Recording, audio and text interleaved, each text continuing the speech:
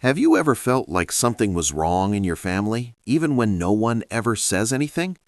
As if there were a conversation happening in silence right in front of you. I felt that my whole life. My name is Daniel, and until a certain day, I believed my family was just private. We didn't talk much about the past, we didn't have many visitors, and my mother always changed the subject when someone asked too many questions. At the time, I thought it was just the way she was. Today, I know it was fear. It all started on an ordinary morning, one of those where nothing seems important until it becomes unforgettable. My mother was sitting at the table, staring at a cup of coffee that had already gone cold. She wasn't drinking it, she was just holding the handle as if that were the only thing keeping her in the present. "Mom, are you okay?" I asked. She slowly raised her eyes. She smiled, but her eyes didn't follow the smile. "I'm fine, son, just tired." That was the first lie.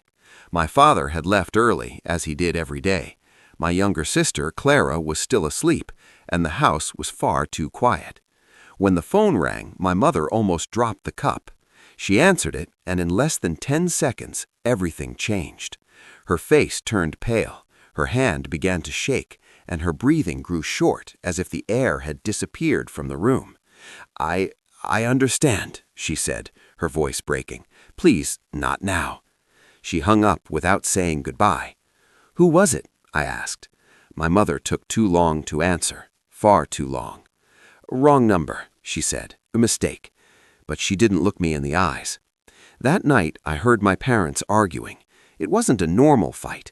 It was quiet, urgent, desperate. "They found you," my father said. "This wasn't supposed to happen," my mother replied, crying. "I did everything right."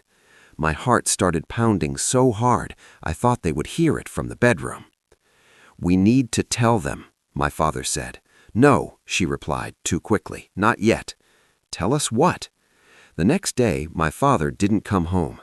My mother said he had to deal with old matters, but she could barely speak without crying. That's when I found the box, hidden at the back of the closet, behind clothes she hadn't worn in years. Inside were old photographs, documents, and a birth certificate. It was my mother's, but the name, it wasn't her name. When she saw us holding those papers, she didn't scream. She didn't try to take them from our hands. She just sat down on the floor and broke down. "I never wanted you to find out like this," she said, her voice shattered. There, in that living room, our family stopped existing the way I knew it, and the secret finally began to breathe. My mother stayed silent for a few seconds that felt like hours. It was as if she were deciding whether to speak or to lose everything. "That name," she pointed to the birth certificate, "is who I was, not who I am." She told us that many years before I was born, she lived in another city, another life, another world. She met a powerful man, influential, someone everyone respected and no one challenged. At first, he seemed perfect, then controlling, then violent. "When I tried to leave, he said I would never escape," she whispered. She reported him. No one believed her. She tried to run. He found her. Until one night, something happened. She didn't share all the details, but she said enough for me to understand that that night changed everything. "I had to disappear," she said, "or you wouldn't be here." She changed her name, her city, her identity. She met my father years later. She told him part of the story, but hid the worst of it. "The phone call," I said. "It was him, wasn't it?" She nodded. He never forgot. That's when my father came back, injured, his face tired, but determined. "They know where we are, and they won't stop." In the days that followed, our lives became a minefield. Unknown cars, strange looks, anonymous letters, until the police showed up.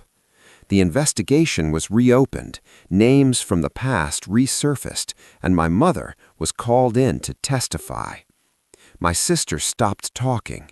I stopped sleeping, and for the first time I saw my mother truly afraid. "If they find out everything," she said, "no one will come out unscathed." In that moment, I understood. The secret wasn't just about her past, it was about the future of all of us. The truth never comes alone.